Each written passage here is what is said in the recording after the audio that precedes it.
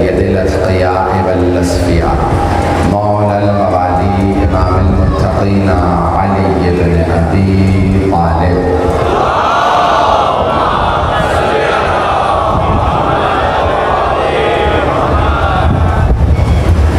وعلى اوصیائه لا سیما بقیة اللہ فی الارضین روحی وارواح العالمین لتراب وقدمه الفداء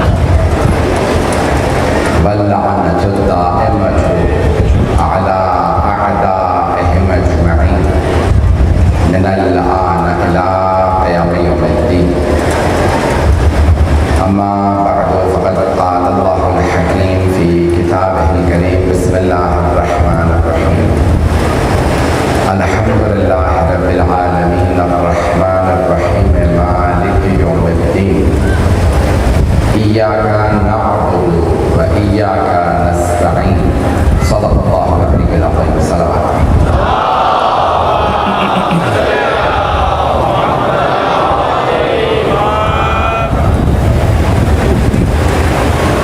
فضائل گرامی، ام الکتاب کے عنوان سے سلسلہ مجالس جاری ہے. سلسلے کی 8ویں مجلس ہے.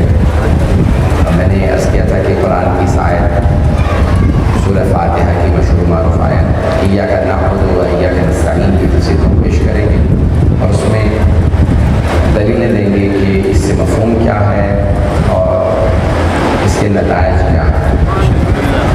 اللہ فرماتا ہے ایاک نعبد. اب تک کیا کہہ رہے تھے؟ الحمدللہ رب العالمین، تمام تعریفیں اللہ کے لیے. الرحمن الرحیم، وہ رحمان الرحیم ہے. مالک یوم الدین، روز جزا کا مالک ہے. اب تک سب کچھ غائب میں ہے. 3 ہی عربی میں سیکھیں ہیں کسی بھی زبان میں: متکلم، مخاطب اور غائب. متکلم میں، ہم، مخاطب آپ اور غائب وہ. پہنچ گئے ہیں ذرا؟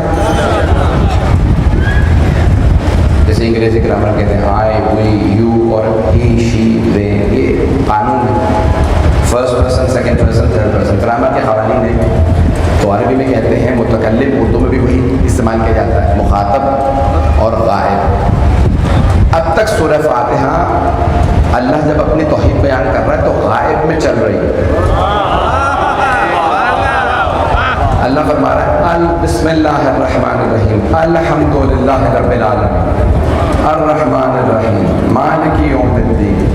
پھر یہاں جب اللہ آتا ہے اس آیت میں کہتا ہے ایاک نعبد و ایاک نستعین، یعنی اللہ یہ فرما رہا ہے اب تک اگر تمہیں توحید سمجھ میں آ گئی تو اب مجھ سے خطاب کرو، تیری ہی عبادت کرتے ہیں. اور فرما رہے تھے تو آپ نے کہا ایاک نعبد و ایاک نستعین، ہم صرف تیری عبادت کرتے ہیں. و ایاک نستعین، صرف تجھی سے مدد مانگتے ہیں. تو بہت سے مسلمان اس آیت کو پیش کرنے کے بعد کہتے ہیں صرف اللہ کی عبادت ہوتی ہے اور تم آل محمد کی عبادت کر رہے ہو. صرف اللہ سے مدد مانگی جاتی ہے اور تم آل محمد سے بھی مدد مانگتے ہو. توجہ، پہلی بات یہ ہے عبادت ہم صرف اللہ کی کرتے ہیں، آل محمد کی عبادت نہیں کرتے، تعظیم کرتے ہیں.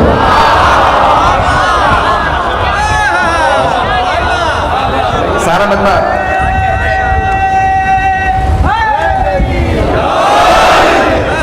جہاں جہاں جگہ ملے سب لوگ جگہ بناتے جائے گا تاکہ لوگ جو باہر سے آ رہے ہیں، کیونکہ کل تھوڑی تاخیر ہو گئی تھی، آج لوگ شاید تاخیر سے پہنچے، تو پیش کر رہا ہوں ہم آل محمد کی تعظیم کرتے ہیں، عبادت نہیں. توجہ ہو، بہت بڑے ہمارے عالم دین مرجع تقلید گزرے تھے آغا خوئی سید ابو القاسم الموسوی الخوئی. تو کہتے ہیں میں حج پہ گیا تو سجدے کا رکھ کے نماز پڑھ رہا تھا مسجد نبوی میں. تو ایک متوع نے، متوع سمجھتے ہیں ریلیجس پولیس ترجمہ کیا جاتا ہے، میں اور کوئی لفظ استعمال نہیں کرنا رہا. تو انہوں نے سجدہ اٹھا لیا. کہ میں نے جیسے بھی نماز مکمل کی تلاش کیا میری سجدہ کہاں گئی. دیکھا ایک صاحب کھڑے ہیں، انہوں نے سجدہ اٹھا لیا. تو میں نے فوراً ان کو دیکھا کہ بھائی آپ عربی جانتے ہیں؟ کہ میں ہوں ہی عرب. کہا کہ آپ نے کیا حرکت کی؟ میں نماز پڑھ رہا تھا، آپ نے سجدہ اٹھا لی. آپ کو نہیں معلوم قرآن میں ہے دوسرے کے مال کو بغیر اجازت کے اٹھا نہیں سکتے.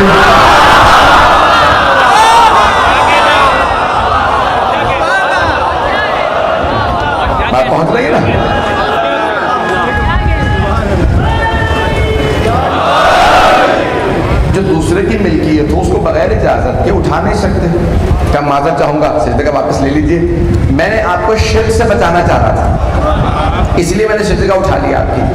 کہا یہ بتائیے کہ آپ نے یہ کیسے اندازہ لگایا کہ میں شرک کر رہا ہوں؟ توجہ ہو، شرک کیسے کر رہا ہوں؟ کبھی آپ یہ پتھر کو سجدہ کر رہے تھے؟ بتوں کو، پتھروں کو سجدہ کرنا اسلام میں حرام ہے، تو میں نے پتھر پہ سجدہ کرنے سے آپ کو روک لیا تاکہ آپ شرک نہ کریں. کہا آپ نے کیا دیکھا میں کیا کر رہا تھا؟ کہا آپ کی پیشانی پتھر پہ تھی، آپ سجدہ کر رہے تھے. کہا اگر میں پتھر کو سجدہ کر رہا ہوتا تو پتھر سامنے رکھتا ہوں.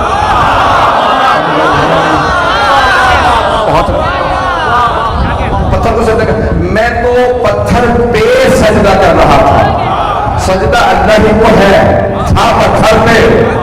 آپ زمین کو سجدہ کرتے ہیں یا زمین پہ؟ لوگ ہیں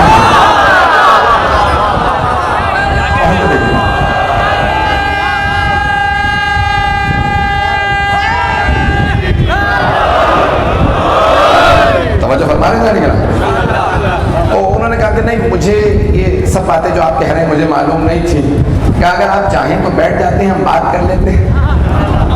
وہ تھے آیت اللہ ہے، کوئی عام آدمی تو تھے نہیں، علم کا پہاڑ.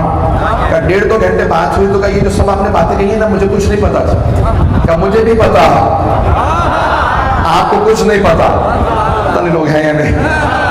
دیکھیں، عہدہ لے لینا، ٹائٹل لے لینا، اپنے آپ کو کوئی لقب لگا لینا بڑا آسان ہوتا ہے، نبھانا بڑا مشکل ہوتا ہے. تو ایک مرتبہ انہوں نے دلیلیں دی کہ میں اپنے تمام کے تمام مدارس کے بچوں کو، طلباء کو، علماء کو بتاؤں گا جو آپ نے دلیلیں دی ہیں. کہا بھائی اگر تمہیں چاہے تو نجف اشرف میں صرف میرا نام لکھ کے بھیج دینا، خط مجھے مل جائے گا، جو سوال ہو میں جواب دوں گا. کہ میں نے ان کو اپنا پتہ دیا، نجف اشرف میں رہتا ہوں. کہ اس کے بعد دوبارہ کبھی رابطہ نہیں ہوا.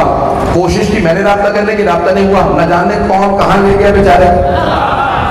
تو جانے گرامی اب میں پیش کرنا چاہ رہا ہوں ایاک نعبد و ایاک نستعین. تمام مسلمان کہتے ہیں توحید کی 3 اقسام ہیں. توحید ذاتی یعنی اللہ ذات میں ایک ہے. توحید صفاتی، صفات میں ایک ہے. توحید افعالی، اللہ اپنے فعل میں کسی کا محتاج نہیں، کام میں محتاج نہیں. لیکن شیعہ کہتے ہیں توحید عبادی، ہم اللہ کی عبادت کرتے ہیں. لیکن اللہ خود قرآن میں فرماتا ہے سورہ بقرہ وَمَن يُعَظِّمْ شَعَائِرَ الصَّفَا وَالْمَرْوَةَ مِن شَعَائِرِ اللَّهِ. بے شک صفا مروا اللہ کی نشانیاں. وَمَن يُعَظِّمْ شَعَائِرَ اللَّهِ فَإِنَّهَا مِن تَقْوَى الْقُلُوبِ. اور جو اللہ کی نشانیوں کی تعظیم کرے بس وہی تقویٰ والا. مومن نہیں کہا، اسلام والا نہیں کہا، اسی کے پاس تقویٰ جو اللہ کی نشانیوں کی تعظیم کرے. نہیں مجمع دیکھیں، پہلے اسلام، پھر ہے ایمان، پھر ہے تقویٰ. ہر متقی مسلمان بھی ہے، مومن بھی ہے.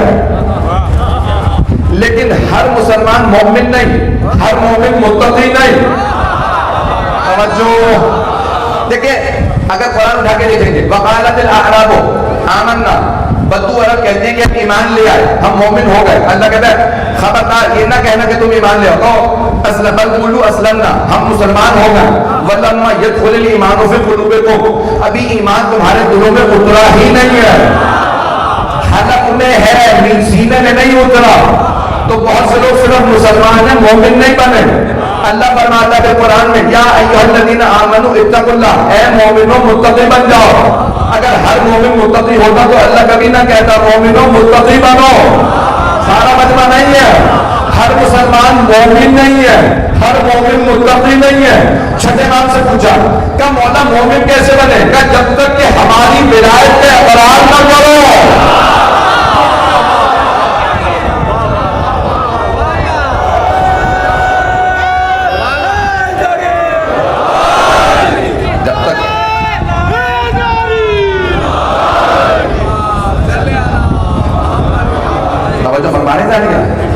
مولا فرماتے جب تک کوئی ہماری ولایت کا اقرار نہ کرے. آواز آ رہی ہے سب لوگ؟ جب تک کوئی ہماری ولایت کا، اہل بیت کی ولایت کا اقرار نہ کرے وہ مومن نہیں ہے. مسلمان تو ہے، مسلمان وہ کہ جس کے ہاتھ کا ذبیحہ حلال ہے. پتہ نہیں لوگ ہیں یا نہیں. وہ جانور ذبح کرے تو حلال، کافر ذبح کرے تو حلال نہیں ہے. توجہ، مسلمان کا ذبیحہ حلال، ملنا جلنا ان کے ساتھ حلال، جائز، نکاح جائز، لیکن وہ مومن نہیں ہے جب تک کہ اہل بیت کی ولایت کا اقرار نہ کرے. چھٹے امام اور پانچویں امام دونوں اصول کافی میں فرماتے ہیں کہ ما نودیہ فی الاسلام کما نودیہ للولایہ، اسلام میں کسی چیز کے لیے اتنا نہیں بلایا گیا جتنا ولایت کے لیے۔ سارا مجمع نہیں ہے میرے ساتھ، کھول کے مسئلے کو پیش کر رہا ہوں، اشارے سے آگے بڑھنا چاہ رہا تھا اور سارے مجمع کی توجہ ہو۔ رسول خدا کی سب سے زیادہ بڑی ذمہ داری سے پیش کر رہا ہوں، رسول خدا صلی اللہ علیہ وسلم کی سب سے زیادہ حدیث نماز پہ نہیں ہے، سب سے زیادہ حدیث روزے پہ نہیں ہے، حج پہ نہیں ہے، خمس پہ نہیں ہے، زکوٰۃ پہ نہیں ہے، تجارت پہ نہیں ہے، نکاح پہ نہیں ہے، طلاق پہ نہیں ہے، قصاص پہ نہیں ہے، دیات پہ نہیں ہے، شہادات پہ نہیں ہے، کفارات پہ نہیں ہے۔ سرور کائنات کی سب سے زیادہ حدیث اہل بیت کے خاص طور سے علی کے فضائل میں۔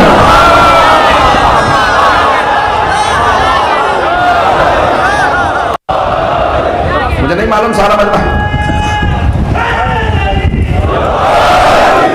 مجھے نہیں معلوم سارا مجمع ہے میرے ساتھ یا نہیں؟ بات پہنچ رہی ہے نا؟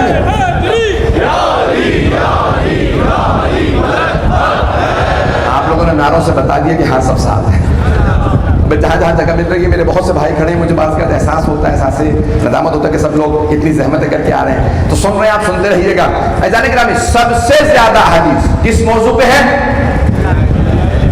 فضائل اہل بیت میں، فضائل اہل بیت میں، اس میں ولایت بھی ہے، امامت بھی ہے، وہ کچھ ہے جو کہیں دنیا میں اور نہیں ہے۔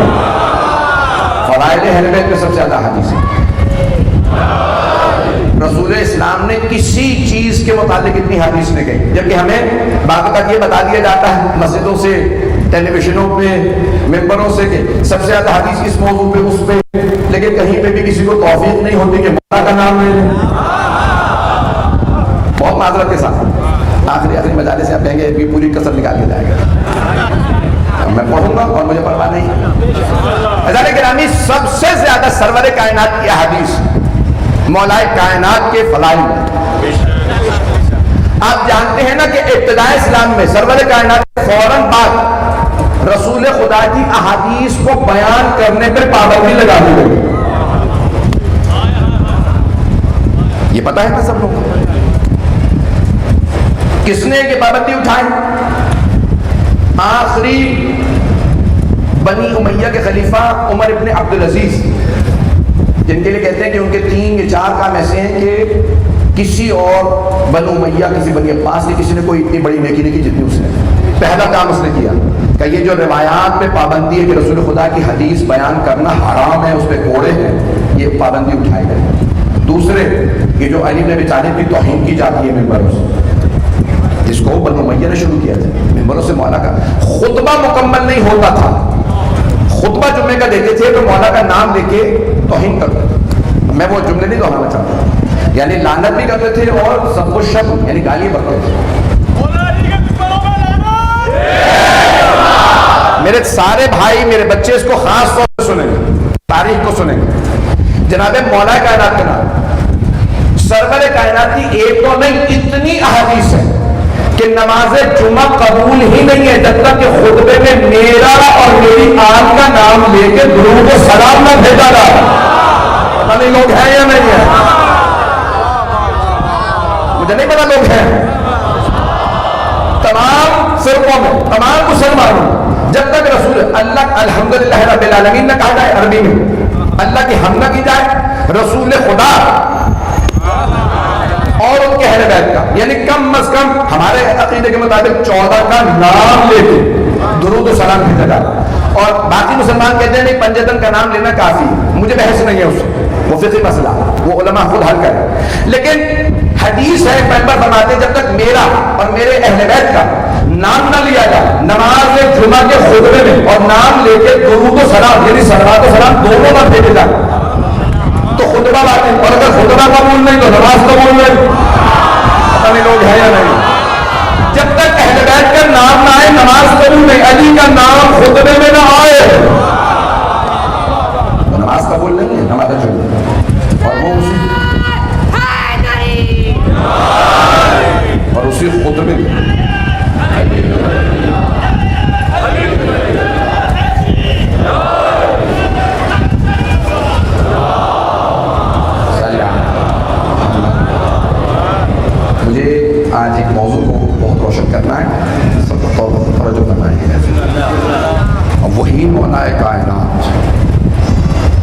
نام لے کے 70 برس یا 100 برس سے زیادہ مسلمانوں نے توہین کی، کلمہ گو نے، جن کے لیے رسول خدا فرما رہے ہیں کہ علی کل ایمان، اور ممبروں سے کہا جاتا تھا علی کافر، استغفر اللہ رب العالمین۔ پیغمبر فرما رہے ہیں علی کل ایمان۔ عمر ابن عبدالعزیز آیا، جب کیا ہوا مسئلہ جس کو میں حل کرنا چاہتا تھا، 3 کام اس نے کیے۔ پہلا روایت کو بیان کروانا شروع کیا، دوسرا مولا علی کی توہین کو رکوایا، تیسرا باب فدق، 5ویں امام کو واپس کیا، اور پھر 6 امام سے بنی عباس کا جو پہلا خلیفہ آیا تھا اسے پھر چھین لیا۔ توجہ، آج کسی بچے نے بھی سوال کیا کہ لوگ کہتے ہیں اگر چوتھے خلیفہ، ان کی حکومت میں تو تھی نا مولا علیہ السلام کی، تو ہم چوتھا خلیفہ کہتے ہیں تو پہلا امام، جب ان کا دور آیا انہوں نے باغ فتح کا مسئلہ حل کیوں نہیں کیا؟ توجہ عزیزان گرامی، یہ لوگوں کا چھیننا، واپس کرنا، اس نے لیا، اس نے واپس کیا، پھر اس نے لیا، پھر واپس کیا، اس کو لیا، اس کو لیا، یہ بار بار اہل بیت کو دینا چھیننا بتا رہا ہے دلوں میں چور تھا۔ سب باتیں کہہ رہا ہوں بہت معذرت کے ساتھ، بہت معذرت کے ساتھ۔ مجھے کئی میرے اہل سنت بھائی آگے ملتے بچے، اور مجھ سے بہت سے نوجوانوں نے پڑھے لکھے افراد نے کہا مولانا کئی شبہات ہمارے ذہنوں میں تھے شیعہ عقائد سے متعلق، آپ کی مجالس سن کے دور ہوئے، ان مجالس میں دیکھ لو چہرے مجھ سے آگے ملتے ہیں، اس لیے میں کھول کے پیش کر رہا ہوں۔ مولا علی علیہ السلام نے کیوں حل نہیں کیا؟ جب مولا علی علیہ السلام کی حکومت آئی تو مولا ہی کے پاس تھا، حل ہو پہلے اس کے پاس نہ ہو۔ لوگ ہیں ایک شے میرے پاس ہے کہتے ہیں حل کر لیجیے گا، اب میرے پاس ہے آپ کا حل کر لو۔ جنہوں نے سزاؤں کے معاملات تھے نا، تو سزاؤں کے معاملات پھٹنے کے بعد والے دور کے اندر تو جانے گرامی مولا کے زمانے میں مولا کے پاس تھا، پھر دوبارہ مولا حسن سے چھینا گیا، پھر مولا باطل کو دیا گیا، پھر مولا صادق سے چھینا گیا، یہاں تک کہ 7ویں امام سے ایک مرتبہ ہارون نے کہا فرزند رسول میں آج سارے معاملات ختم کر دینا چاہتا ہوں، آپ مجھے باغ فدق کی حدود بتائیں میں واپس کر دوں۔ ہارون الرشید بنی عباس کا خلیفہ، آپ مجھے حدود بتائیں میں آپ کو باغ فدق واپس کر دوں گا۔ مولا نے کہا تو کبھی واپس نہیں کرے گا۔ میں قسم کھا کے خود اپنے تخت پہ بیٹھا ہوا کہہ رہا ہوں کہ میں واپس کر دوں گا، آپ بتاتے کیوں نہیں؟ مولا نے کہا تو کبھی واپس نہیں کرے گا۔ کہ میں خود اپنے دربار میں اپنے مجمع میں کہہ رہا ہوں، فوج کے سامنے میرے وزیر موجود ہیں، میں خود کہتا ہوں واپس کروں گا، حدود بتائیے۔ مولا نے کہا سن، فدق کی حدود افریقہ کی پوری حکومت ادھر سے بحر الکاہل تک، یہاں ایران وہاں فلسطین، یہ سارا فدق ہے، نہیں ہے مجمع۔ الفدق هو العالم والعالم هو الفدق۔ پتہ نہیں لوگ پہنچے یا نہیں پہنچے؟ فدق ساری کائنات ہے اور ساری کائنات بھی ہمارا فدق ہے۔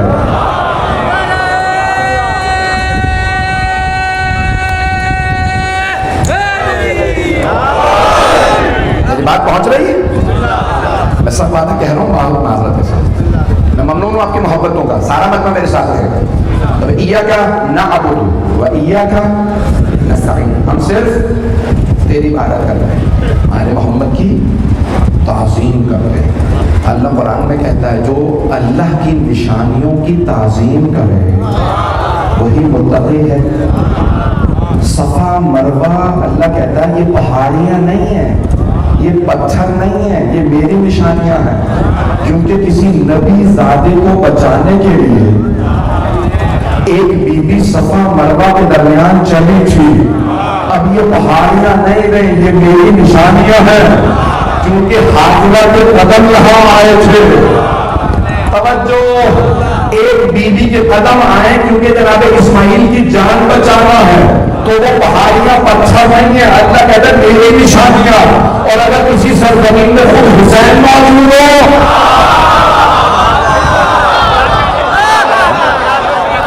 وہ اللہ کی نشانی نہیں۔ آئے ذرا میں دلیل پیش کر رہا ہوں، مجمع میں جانتا ہوں بہت سے نعرے میں دلیل جلتا جاتا ہوں، میرے محبتیں آپ لوگوں کی محبتوں کا ممنون ہوں، میرے بھائی میرے بچے جس طرح سے سن رہے ہیں میں ممنون ہوں آپ کی محبتوں کا۔ عزیزان گرامی پیش کر رہا ہوں جناب سید الشہداء مکے آئے، مدینے سے 500 یعنی 500 کلومیٹر کے فاصلے پہ ہے مکہ. سب میں جب دیکھیں گے مدینے سے شمال کی طرف کربلا مدینے سے, اور جنوب کی طرف مکہ. تھوڑی سی مدینے سے نارتھ کی طرف شمال کی طرف ہے کربلا, اور ساؤتھ کی طرف جنوب کی طرف ہے مکہ. مولا مدینے سے کہتے کیا چلے ہیں, میں جا رہا ہوں کربلا. تیاری عراق کی ہے کربلا کی, لیکن آ رہے ہیں پہلے مکہ, جائیں گے وہیں, لیکن مکے سے ہوتے ہوئے. کیوں؟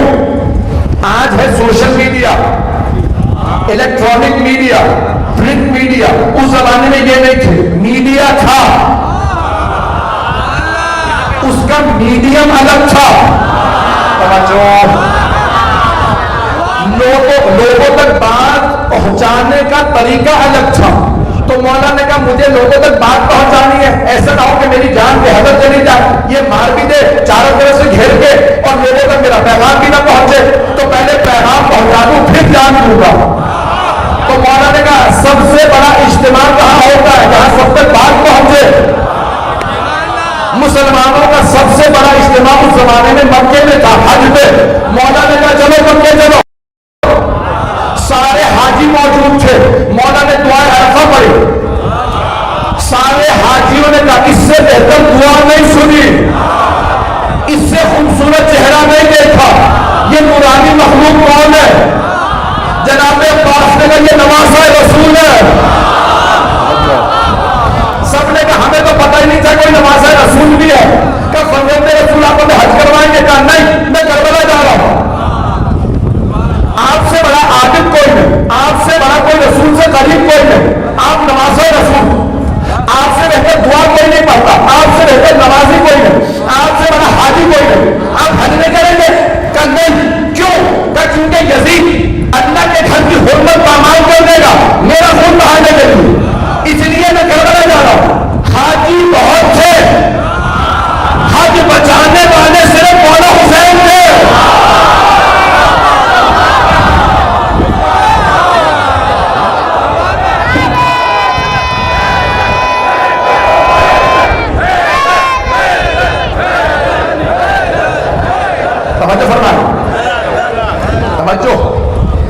حاجی بہت تھے, حج کرنے والے بہت تھے, حج بچانے والے صرف مولا حسین. نمازی بہت تھے, نماز بچانے والے صرف مولا حسین تھے. حضرت گرامی مولا حسین نے کہا سارے حاجی اپنے اپنے گھر واپس چلے گئے. آج بھی ایسا ہوتا ہے نا, جب زیارت حج سے آتا ہے لوگ ملنے آتے ہیں, سارے کے سارے لوگ آئے حاجیوں سے ملنے. حج کیسا رہا؟ حج اپنی جگہ پہ بہت اچھا رہا, لیکن اس سال ہم نے نواسہ رسول کی زیارت کی. ان کا نام ہے حسین ابن علی. کہ کیسے تھے؟ کہ بالکل پیغمبر جیسے, دیکھنے میں بہت وجیح, بہت خوبصورت اور نور. کا عبادت کیسی تھی؟ کہ لگتا ہے عبادت بنی ہی ان کے لیے ہے. کہ جب وہ قرآن پڑھتے تھے کہ لگتا قرآن آیا ہی ان کے لیے ہے. کہ دعا پڑھتے تھے تو لگتا خدا سنتا ہی ان کی ہے. کہ پھر حج کیا کرنا ہے, وہ کربلا چلے گئے. کیوں؟ کہہ رہے تھے مجھے یزید مار دے, میں نہیں چاہتا اللہ کے گھر کی حرمت پامال خانہ کعبہ میری وجہ سے ڈھایا جائے, میں کربلا چلا جاؤں گا. کب؟ حج کے موسم. فوراً آ گیا عاشورہ, 10 محرم کو امام حسین کو شہید کر دیا گیا. سارے مسلمان دنیا میں بات پھیل گئی, کوئی نواسہ رسول کربلا میں مارا گیا. سارے حاجیوں نے سنا, سارے کے سارے مسلمانوں نے سنا, سب نے ایک ہی بات دہرائی, حسین کہہ کے یہی گئے تھے میں مارا جاؤں گا. تو وہی ہوا جو انہوں نے کہا تھا. عزیزان گرامی, سید الشہداء نے جتنی بڑی قربانی دی ہے, مجھے خدا معاف کرے, میں کسی کی توہین مقصود نہیں ہے, نہ کسی نبی نے اتنی بڑی قربانی, نہ کسی ولی نے اتنی بڑی قربانی دی. یہ کیوں سارے انبیاء امام حسین کو سلام کر رہے ہیں, سردار انبیاء خود سلام کرتے ہیں امام حسین. جناب سیدہ مولا علی سلام کرتے ہیں.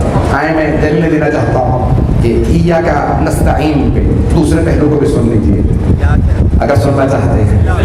صرف تجھ سے مدد مانگتے ہیں, اور اللہ پھر خود ہی قرآن میں سورہ بقرہ میں فرماتا ہے وَاسْتَعِينُوا بِالصَّبْرِ وَالصَّلَاةِ، مدد مانگو صبر سے اور صلاۃ سے۔ تو مسلمانوں نے تفسیر کی صبر سے مراد ہے روزہ، صلاۃ سے مراد ہے نماز۔ مدد مانگو روزے سے اور نماز سے۔ چھٹے امام سے پوچھا مولا یہ مدد مانگو روزے سے نماز سے یہ اللہ نے کیوں فرمایا؟ کہ یہاں روزے سے مراد ہے محمد، نماز سے مراد ہے علی۔ توجہ کیجیے گا جو میں پیش کرنا ہے قرآن کریم سے، مجمع چلے گا میرے ساتھ ابھی؟ وقت ہے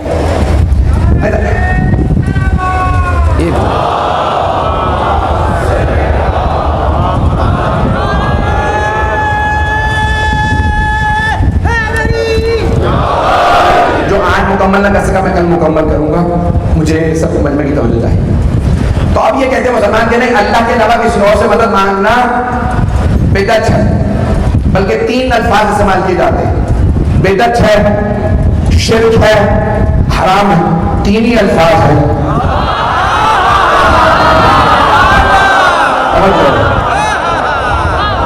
سنتے رہیے گا، اسی محبت کے ساتھ سنتے رہیے گا میرے بھائی، اسی طرح سے چلیں گے سب میرے ساتھ۔ تو وہ کہتے ہیں کہ نہیں اللہ کے علاوہ کسی اور سے مدد مانگنا بدعت ہے۔ اچھا چلیں مدد ہٹا دیتے ہیں، یا علی مدد نہیں کہتے، یا علی کہہ سکتے نہیں، یا علی بھی نہیں کہہ سکتے۔ اچھا چلیں یا علی کو بھی کہہ دیتے، یا محمد کہہ سکتے توجہ نہیں، یا محمد بھی نہیں کہہ سکتے کیونکہ رسول خدا نہیں ہے۔ تو آپ نماز پڑھتے ہیں بڑی اچھی طرح سے پڑھتے ہیں، 5 وقت کی پڑھتے ہیں ہاں، تو ہر نماز کے آخر میں سلام دیتے ہیں، تو سلام دینے کہتے ہیں السلام علیکم ایھا النبی، یا نبی آپ پہ سلام۔ توجہ یا ایھا الذین آمنوا، یا ایھا النبی آپ پہ سلام۔ السلام علیکم ایھا النبی، پروردگارا تو نے نماز بھیجی۔ اب اگر حبیب زندہ نہیں ہے، کسی مسلمان کو چیلنج دے دو، کیا میرے بات ڈالے، کسی مسلمان مفتی نے عالم نے کسی میں جرأت ہے تو کہے قرآن سے سلام نکال دو کیونکہ اب پیغمبر نہیں ہے۔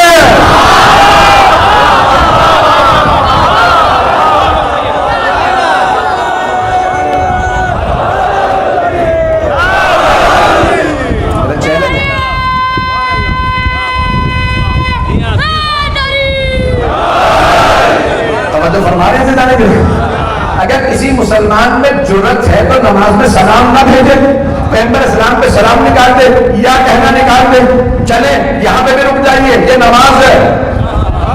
پورے قرآن میں جگہ جگہ اللہ نے کہا ہے قال یا آدم انبئہم باسمائہم، او آدم فرشتوں کو وہ نام بتائیں جو میں نے سکھائے تھے۔ قال یا نوح انہ عمل غیر صالح، اب وقت نہیں ترجمہ نہیں کروں گا۔ قال یا موسیٰ اذهب الى فرعون انہ طغى، قال یا عیسیٰ انت قلت للناس اتخذونی وامی الہین۔ اللہ نے پورے قرآن میں سارے انبیاء کو یا کہہ کے بلایا۔ توجہ، تو بھائیوں نے مجھے جواب کیا دیا، جب اللہ نے کہا تھا یا تو اس وقت وہ زندہ تھے، اب نہیں ہے، اب نہیں کہہ سکتے یا۔ تو اگر جرأت ہے تو قرآن کی تشریح کر دو، ہم تو آج پڑھ رہے ہیں یا نکال دو۔ کسی مسلمان میں جرأت نہیں قرآن کا یا نکال سکے نہیں ہے مجمع۔ ایک قذافی تھا محمد قذافی، اس نے پورا قرآن چھاپا، 132 پل نکال کہ رسول خدا سے خطاب تھا، وہ زندہ نہیں ہے، مر گئے، پل نکالو، یہ ان سے خطاب ہے۔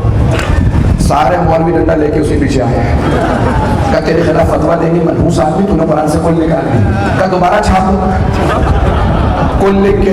تو پوچھا تم نے نکالے کیوں تھے؟ کہا مولویوں نے بتایا رسول خدا مردہ ہے، اب ان کو پکار نہیں سکتے، میں نے کل نکلوا دی، جب نکلوا دی تو یہ بھی بدعت ہے۔ پتہ نہیں مجمع ہے یا نہیں ہے، معاملہ یا سے نہیں ہے، علی سے ہے۔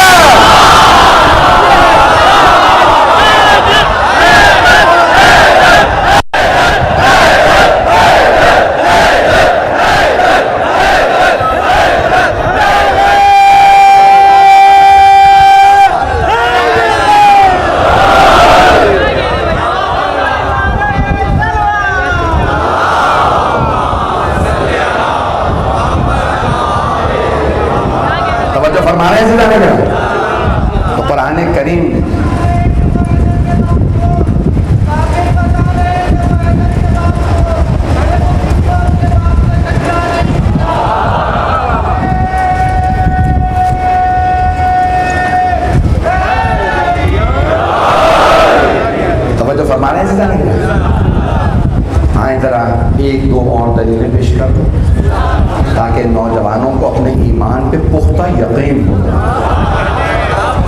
عزیزان گرامی، ہمارے یہاں کتنی زیارات ہیں؟ سب سے زیادہ زیارات مکتب اہل بیت میں. ایسا ہے یا نہیں؟ اب یہ جملہ میں ان کے لیے پیش کر رہا ہوں جو ہمارے اندر بھی بغیر کسی کا نام لیے زیادہ تر تو بول نہیں رہے، اس وجہ سے مجھے ہی پتا ہے. آپ لوگ تو بالکل معصوم ہے، جانتے ہی نہیں ہے کہ داخلی مسائل کیا ہے. تو اندر بھی کچھ لوگ پیدا ہو گئے جو کہتے ہیں نہیں، مدد نہیں مانگنی چاہیے اور یہ سب چیزیں جائز نہیں. عزیزان گرامی، اتنی زیارات رسول خدا اور ائمہ اہل بیت کی جتنی ہمارے پاس ہے نا، کسی مکتب میں نہیں. دو چیزوں کا ذخیرہ ہمارے پاس ہے جو پورے اسلام بلکہ پوری دنیا میں کسی کے پاس نہیں. ایک دعاؤں کا، دوسرے زیارات. اور تمام زیارات شروع ہوتی ہیں السلام علیکہ یا ابا عبداللہ. پتہ نہیں لوگ ہیں یا نہیں ہیں، لوگ ہیں یا نہیں ہیں. وہ تمام افراد جو کہتے ہیں کہ نہیں، ان سے مدد نہیں مانگ سکتے، صرف اللہ سے مدد مانگو. اچھا، مصیبت یہ ہے کہ ہر آدمی قرآن ہی کو پیش کرتا ہے اور اللہ یہ فرما رہا ہے کہ میرے حبیب امت کو بتا جائیں قرآن کافی نہیں ہے. جنہوں نے نعرہ لگایا تھا حسبنا کتاب اللہ، ہمیں کتاب کافی ہے، سب سے پہلے وہی علی کے در پہ آئے تھے. قرآن کتاب کافی نہیں، قرآن کافی نہیں. قرآن کے ساتھ ہے اہل بیت. کسی نے کہا یاد یہ جگہ جگہ قرآن میں یہ بھی آیا وہ بھی آیا تو ٹکراؤ ہے. مولانا نے کہا تیرے لیے ٹکراؤ ہے، ہمارے لیے نہیں. جب ہمارے بغیر سمجھو گے تو ٹکراؤ نظر آئے گا، جب ہم سے سمجھو گے.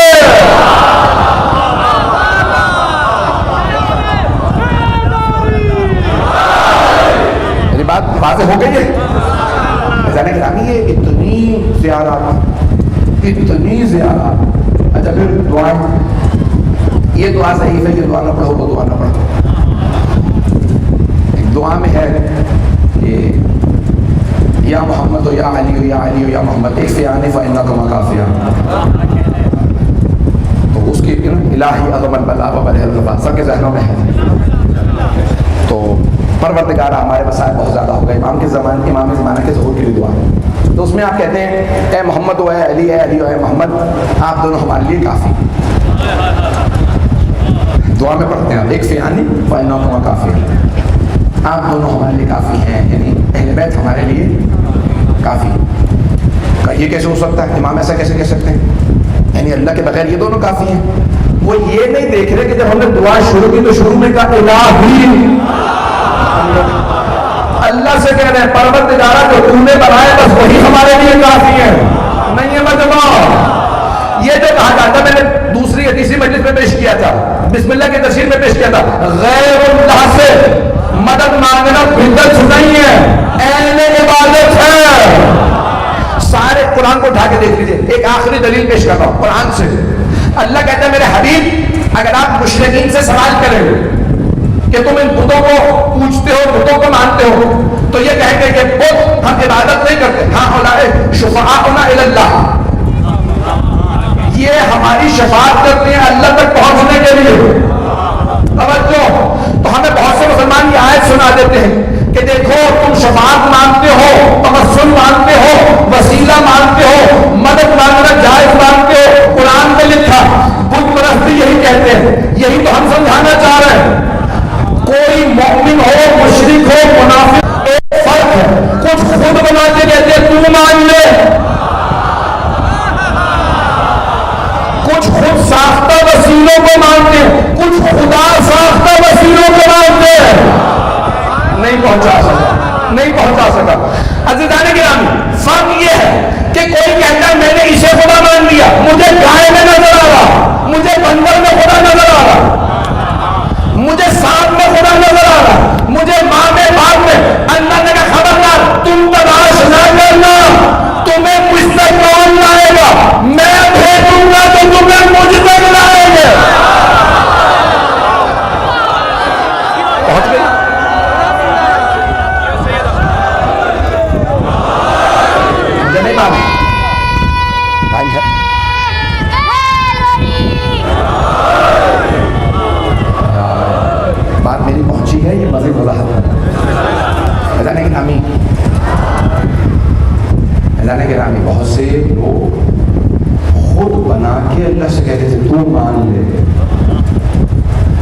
اللہ کہتا تھا خبردار تم نہ بنا، میں جسے بتا دوں بس اسی کے ذریعے آنا، جسے کیونکہ مجھے پتا ہے کہ کس کا نفس کیسا ہے، کون اللہ کی مرضیوں کی خاطر اپنے نفس کو دے دیتا ہے۔ اللہ کرام یہ قرآن ہے، پورا قرآن بھرا پڑا آیت نظر ایک حدیث نبوی پیش کر رہا، اور یہ حدیث دونوں کے مکاتب فکر میں موجود ہے، ہمارے یہاں بھی ہے اور دیگر مسلمانوں کے یہاں۔ من زارنی بعد مماتی کمن زارنی فی حیاتی، جو میرے اس دنیا سے جانے کے بعد میری زیارت کے لیے آئے بالکل ایسا ہے جیسے زندگی میں میری زیارت کی۔ حدیث نبوی جامع ترمذی میں ہے، شیعہ سننے کے دعویٰ ہے، جس نے میرے اس دنیا سے جانے کے بعد زیارت کی ایسا ہے جیسے زندگی میں زیارت کی۔ پوچھا مولانا اس سے مراد کیا ہے سرور کائنات میں؟ کہا جو انہیں مردہ سمجھ کے زیارت کرے اس کی زیارت قبول ہی نہیں، جو ہمیں مردہ سمجھ کے زیارت کرے۔ آئے ذرا ایک اور توسل پیش کرتا ہوں، جب آپ مشہد مقدس جائیں گے تقریباً آدھا کلومیٹر سے زیادہ باؤنڈری ہے امام رضا علیہ السلام کے حرم، سب سے بڑا حرم دنیا میں 8ویں امام علیہ السلام کا، بہت بڑا حرم۔ میں بھی پچھلے دنوں دیکھ رہا تھا کتنے لوگ آ سکتے ہیں، تو بتایا اس میں 5.5 لاکھ سے زیادہ افراد حرم میں آ سکتے ہیں۔ یہ کہنا بڑا آسان ہے، اتنا وسیع حرم ہے۔ تو پہلے کیا ہوتا تھا کہ کتابوں پہ لکھا تھا اذن دخول، جب آپ کسی کے گھر جاتے ہیں نا تو دستک دیتے ہیں، اندر آ سکتا ہوں، اسے کہتے ہیں اجازت مانگنا، عربی میں کہتے ہیں اذن دخول، اندر داخل ہونے کے لیے اجازت لینا۔ تو اب انہوں نے کیا کیا کہ جو باہر کے سارے دروازے ہیں جیسے ہی آپ اندر آئیں گے تو دروازے ہی پہ لگا دیا، یہیں سے پڑھ لو، توجہ۔ تو 8ویں امام کا جو اذن دخول ہے ائمہ سے منسوب ہے، 9ویں امام علیہ السلام نے بتایا کہ جب اندر جانے لگو تو اجازت مانگ کے جانا، اجازت زندوں سے مانگی جاتی ہے، پہنچ گئے، مردوں سے نہیں، توجہ رہے میرے ساتھ۔ اب آپ جب 8ویں امام کی زیارت کے لیے جائیں گے، میں پورا اس نے دخول نہیں سنا رہا، پریشان نہ ہوئیے گا، وقت نہیں ہے، مجھے مکمل احساس ہے۔ تو وہاں جب آپ جائیں گے تو جملہ پڑھیں گے، اشہد انک، کس سے کہنا ہے؟ امام سے، میں گواہی دیتا ہوں، اشہد انک تسمع کلامی وترد سلامی، میں گواہی دیتا ہوں آپ میرا سلام سن رہے ہیں، میرے سلام کا جواب دے رہے ہیں، میرے کانوں پہ پردے ہیں، آنکھوں پہ پردے، نہ میں دیکھ سکتا ہوں آپ کو نہ سن سکتا ہوں، لیکن گواہی دے رہا ہوں، گواہی دے رہا ہوں۔ توجہ، اگر آپ میں سے کوئی عدالت جائے اور جج سے کہے میں گواہی دینے آیا ہوں، یہ آدمی بے گناہ، آپ وہاں موجود تھے جب پوچھے گا؟ نہیں میں موجود نہیں تھی، گواہی قبول ہو جائے گی؟ جب آپ چاہیے تو گواہی کیسے؟ توجہ، جب آپ وہاں چاہیے تو گواہی کیسے؟ جج فوراً آپ کو عدالت سے خارج کر دے گا۔ آپ یہ جملہ دہرا رہے ہیں، گواہی دی ہے معصوم نے، معصوم فرماتے ہیں میں دیکھ رہا ہوں کہ وہ دیکھ رہے ہیں۔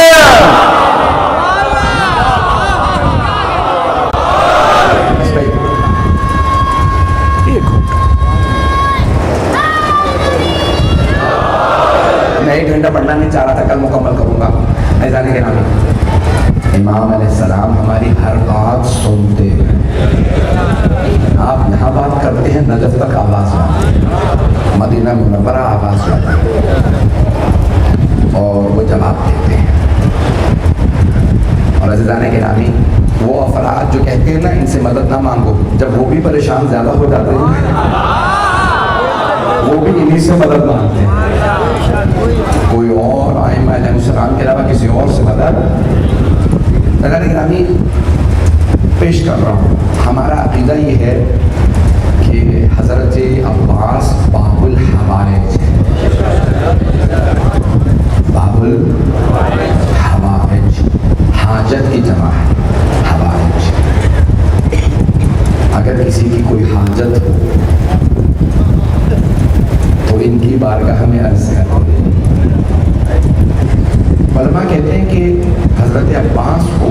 مولا علی علیہ السلام نے کیوں کہا یہ باب الحوائج؟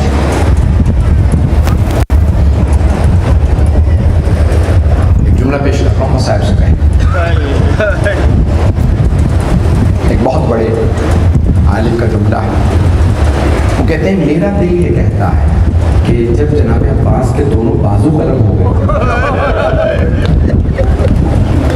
انسان جب دعا مانگتا ہے نا تو ہاتھ اٹھا کے دعا مانگتا ہے، اور اگر کسی کے ہاتھ نہ ہو اور وہ دعا مانگنا چاہے تو کیسے دعا مانگے گا؟ تو وہ نگاہوں سے دعا مانگے. تو جناب عباس علیہ السلام نے سب ایک دعا مانگی، پروردگار یہ جو میں نے مشکیزہ دندان سے پکڑ رکھا اس میں پانی ہے، بس یہ میری آخری دعا ہے، یہ مشکیزہ سکینہ تک پہنچ جائے. ایک ملعون نے تیر مارا، پانی بہہ گیا. اس وقت خدا نے کہا اے عباس ہم نے اس دعا کے بدلے آپ کو باب الحوائج بنایا. میری بات پہنچی ہے جانے کے نام. حضرت عباس بلی ہستی نہیں ہے، جب ان کی بارگاہ میں آئے بڑی عقیدت کے ساتھ آئے. آج مجھے ان کے مسائل کو پیش کرنا ہے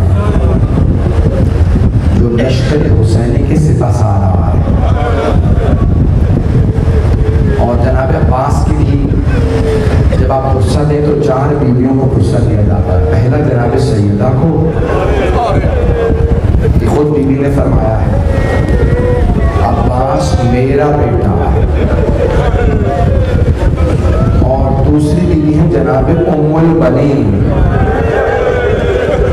جناب ام البنین کو 4 بیٹی بیوی کے بڑی محبت تھی حضرت عباس.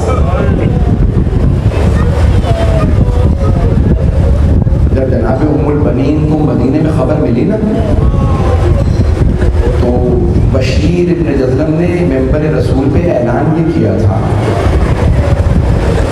الا یا اہل یثرب لا مقام لکم بہا قتل الحسین بکربلا. بشیر نے اعلان صرف جناب مولا حسین کی شہادت کا کیا کہ امام حسین کربلا میں مارے گئے. میں نے ایک اسے عرض کیا تھا کہ مسجد کے ساتھ والا جو گھر ہے وہ مولا علی کا گھر. مولا علی کے گھر میں حضرت ام البنین رہا کرتے. بی بی کے کانوں میں آواز آئی کہ کوئی حسین مارا گیا. بشیر نے یہ نہیں کہا تھا علی بن ابی طالب کے بیٹے حسین، صرف اتنا کہا تھا حسین کربلا میں مارے گئے. تو جناب ام البنین نے فوراً اپنے پوتے کو آواز دی فاضل مجھے فوراً مسجد نبوی لے جا. بی بی نے سر پہ برقع رکھا، ہاتھ میں عصا لیا، مسجد نبوی آئی اور سوال کیا بشیر یہ کون سا حسین مارا ہے؟ بشیر کو نہیں پتا بولتے میں بی بی کون ہے. بشیر نے بڑے ادب سے کہا وہ پردہ دار بزرگ بی بی ہے، کیونکہ بی بی کے ہاتھ میں عصا تھا، کمر جھکی ہوئی. تو ایک مرتبہ بشیر نے بڑے ادب سے کہا بشیر آپ بی بی آپ کو نہیں معلوم نواسہ رسول حسین، علی کا لال حسین، فاطمہ کے دل کا چین حسین. بس بی بی کا یہ جملہ سن رہا تھا. مجھے نہیں معلوم آپ مجھے دیکھ سکتے ہیں کہ نہیں دیکھ سکتے، میں سب کو نہیں دیکھ پا رہا ہوں، اندھیرا ہو گیا ہے. لیکن ایک سوال کروں، آپ اندھیرے میں تو نہیں بیٹھے رہے ہیں؟ یہ شان غریبت تو ہے نہیں کہ بیویاں اندھیرے ہی میں رہتا.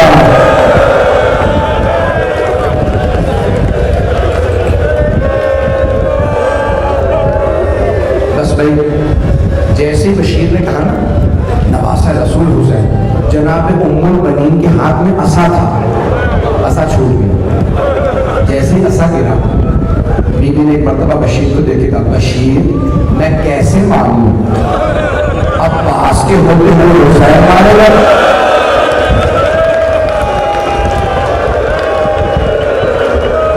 ابھی تک بشیر کو نہیں پتا کہ بی بی کون. اس نے دوبارہ بڑے ادب سے کہا نہیں بی بی آپ نے غلط سنا، پہلے عباس مارے گئے بعد میں حسین مارے گئے. اب جناب ام البنین نے تیسرا سوال کیا کہ بشیر میں کیسے مانوں علی کا شیر بیٹا عباس جنگ نہ کر سکا, دشمن کا مقابلہ نہ کر سکا. بشیر نے دوبارہ کہا بی بی جب عباس کے سر پہ گرز لگا زمین پہ سمجھ نہیں سکا, زمین پہ گر گیا. اب جناب ام البنین نے چوتھا سوال کیا کہ بشیر تو عباس کو جانتا نہیں ہو. بشیر میں عباس کی ماں ہوں. بشیر میں نے اپنی آنکھوں سے دیکھا میرا شیر عباس دو انگلیوں سے گرز زمین پہ پھینکتا تھا. میں کیسے مانوں گرز لگا عباس زمین پہ نہ پھینک سکا. اب بشیر نے فوراً بدل چلا بی بی جب عباس کے سر میں گرز لگا عباس کے بازو نہیں چھوڑا. اب جناب ام البنین زمین پہ گر گئی اور ماتم کرتی جاتی تھی ماں عباسا ہائے ماں.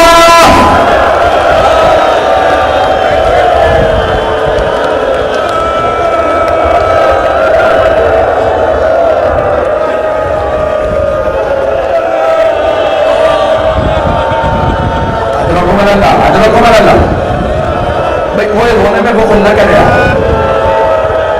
وقت تو تمام ہو گیا, مجھے 10 منٹ چاہیے مولا عباس کی شہادت پڑھنے کے لیے. جیسے جناب ام البنین رونے لگی نا بلند آواز سے مسجد نبوی کی زمین میں بیٹھ کے, اب بشیر نے بڑے ادب سے سوال کیا بی بی کس مصائب نے آپ کو اتنا بلا دیا. تو جناب ام البنین نے فرمایا بشیر جب کوئی شہسوار گھوڑے سے گرتا ہے نا وہ ہاتھوں کا سہارا لیتا ہے, اور اگر کسی کے ہاتھ ہی نہ ہو اور اگر گھوڑے سے گرے نا تو چہرہ زمین پہ رکھتا. اور تو کہنا میرے بیٹے کے سینے میں تیر سے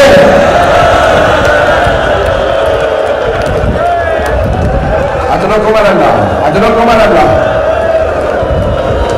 بس بھائی جیسے صبح عاشور ہوئی نا میں بہت تفصیل سے جناب عباس کے مسائل پڑھنے کا عادی ہوں. اگر مجھے کوئی کہے نا 1 گھنٹہ جناب عباس کے مسائل پڑھو میں 1 گھنٹہ پڑھ سکتا ہوں. اتنے مسائل میں مولا قاضی آئیں ذرا پیش کروں آپ کی خدمت میں. صبح عاشور ہوئی جناب عباس مولا کی خدمت میں آیا. مولا حسین سے عرض کرنے لگے مولا اجازت ہے میں ان دشمنوں کو دیکھ لوں. مولا نے ایک مرتبہ جناب عباس کو دیکھا, فرمایا عباس آپ میری فوج کے سپہ سالار ہیں, آپ چلے جائیں گے تو سپہ سالاری کون کرے. بس اتنے میں ایک حملہ ہوا, کچھ اصحاب انصار گئے شہید ہو گئے. جناب عباس پھر واپس آئے گا مولا مجھے اجازت دیجیے یہ بھوکے پیاسے انصار کہاں نہ بتائیں گے. کہا نہیں عباس آپ میری فوج کے سپہ سالار.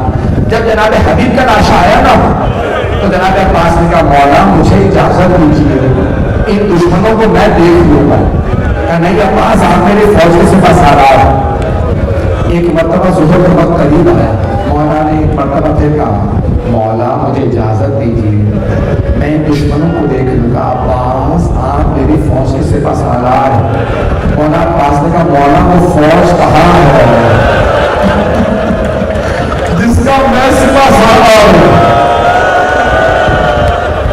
اب جب جناب محمد کے لاشیں آئے نا تو جناب عباس نے فرمایا مولا لوگوں کے پالے بچے مارے جائے مجھے اجازت تو دیجیے.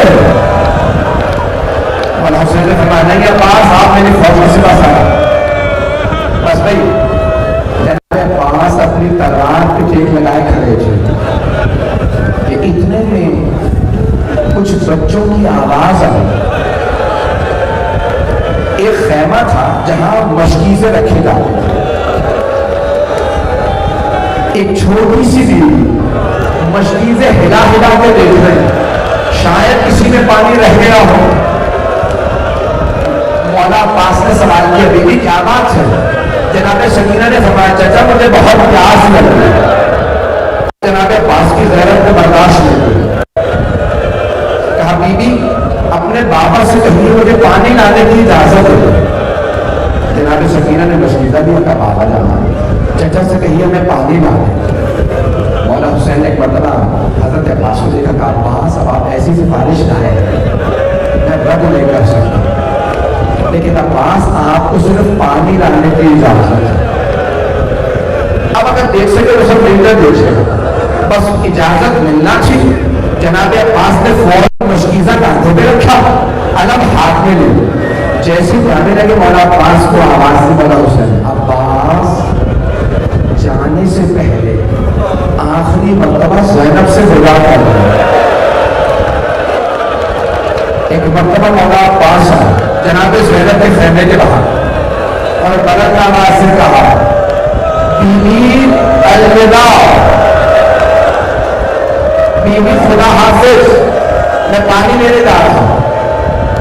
جناب زینب نے خیمے کا پردہ ہٹایا کہ عباس میرے بھائی ذرا کچھ دیر کے لیے خیمے میں آئے. جناب زینب 22 سال پڑی ہے جناب عباس. جناب زینب نے گودوں میں پالا تھا جناب عباس کو. جیسے جناب عباس خیمے میں آیا, اب سب مل کر دیکھیں گے, بیوی نے دونوں باہیں گلے میں ڈالا. جناب عباس کا سر پڑا تھا, گلے میں باہیں ڈال کے ایک مرتبہ بیوی نے کہا, عباس جب میں پہلی مرتبہ دوسرے آئی تھی نا تو بابا نے مجھ سے کہا تھا زینب آپ کو کسی شہر میں قیدی بنا کے لایا گیا. عباس جب بابا نے فرمایا تھا نا تو مجھے پورا یقین ہو گیا تھا ایسا ہوگا, میں قیدی بنائی جاؤں. لیکن عباس میں سوچا کرتی تھی اس کی ضرورت ہوگی مجھے قیدی بنانے کی, میرا عباس جیسا بھائی ہے. لیکن عباس ابھی جب آپ نے کہا نا بیوی الوداع, مجھے یقین ہو گیا وہ وقت بڑا قریب ہے جب مجھے قیدی بنا دیا جائے. یہ جملہ سننا تھا. مولا عباس بہت مجبور تھے, مولا کے آنسو بہنے لگے, فوراً خیمے سے باہر آ. جناب زینب نے آواز دی, بیویوں میں نے پردے کی ضمانت دی تھی, میں ضمانت واپس لے رہی ہوں, میرا عباس چلا گیا. ادرک اور میں دیکھ رہا ہوں وہ برداشت نہیں کر رہا. اب سب دیکھیں گے میں 5 سے 10 منٹ میں تمام کروں. جیسے جناب عباس چلے نا, مولا کے ہاتھ میں علم تھا. اپنی سواری پہ جو جناب سوارے جا رہے ہیں جناب عباس, جیسی مولا عباس چلے جناب سکینہ نے بچوں کو بلایا کہ بچوں ہاتھوں میں کوزے دو, خیموں سے باہر آ گئے. بچوں کو پیاسی سب نے ہاتھوں میں کوزے لیے, خیمے سے باہر کھڑے ہو گئے. جناب سکینہ نے اشارہ کیا, وہ جو علم جا رہا ہے نا وہ میرے چچا عباس ہے.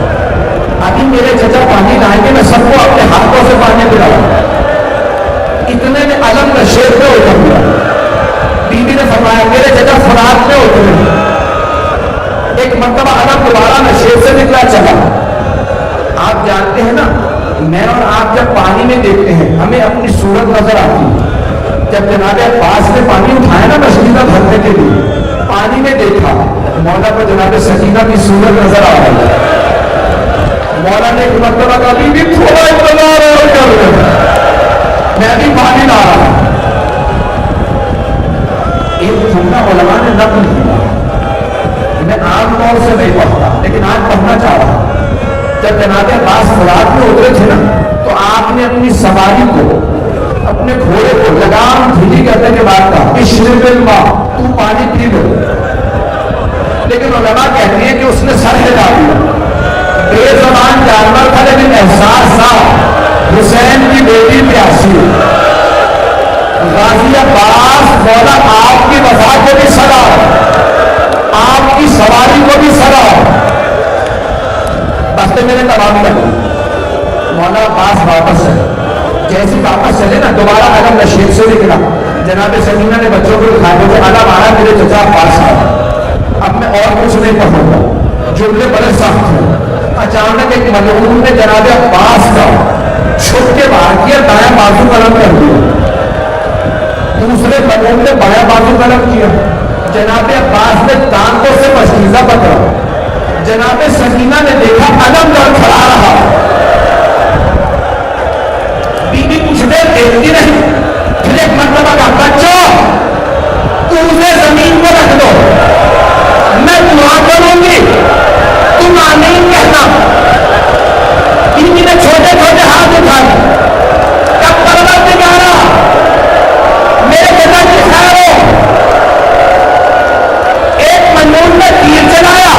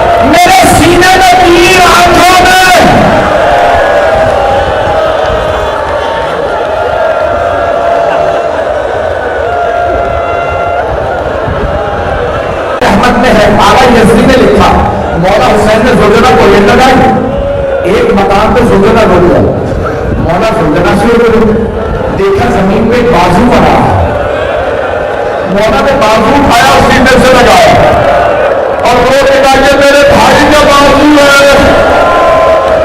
مولا آگے بڑھے, دوسرا بازو بنا تھا, مولا نے دوسرا بازو اٹھایا کہا یہ میرے بھائی کا دوسرا بازو. مولا آگے بڑھے, دیکھا زمین پہ لاشا پڑا, مولا نے اٹھا کے زانوں پہ رکھا, سر زانوں پہ رکھا. جناب عباس نے جملہ کہا, مولا جب میں اس دنیا میں آیا نا, مجھے میری ماں نے بتایا میں نے سب سے پہلے آپ کی زیارت کی. مولا میں دنیا سے جاتے میں آپ کی زیارت کرنا چاہتا ہوں, لیکن مولا میری ایک آنکھ میں تیر لگا, دوسری میں خون بھرا. مولا اگر ہو سکے اپنی آواز سے میری آنکھ کا خون صاف کر دیجیے. جیسے ہی مولا حسین نے ابا اٹھائی, جناب عباس کی آنکھ میں رکھی, خون صاف کیا. مولا عباس نے فوراً کہا مولا میری ماں سے کہیے گا میں نے نافرمانی نہیں کی. میری ماں نے کہا تھا کبھی حسن حسین کو کام نہ کہنا, مولا میں کبھی زحمت نہ دیتا, اگر میرے ہاتھ سلامت ہوتے. مولا میری ایک وصیت ہے,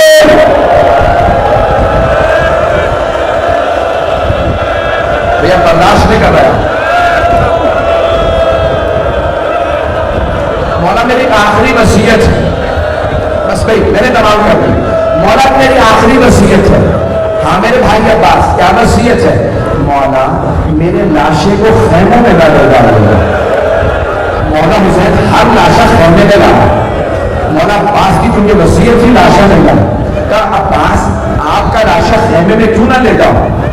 جناب عباس کیا آنسو بہنے لگے. مولا مجھے سکینہ سے بڑی شرم آئے گی, مولا میں پانی کا وعدہ کر کے آیا تھا. مولا میں پانی نہیں لے جا سکا. آخری جملہ میرے کو دیکھیے گا, جب شام غریبہ میں شمر میں جناب سکینہ کی بات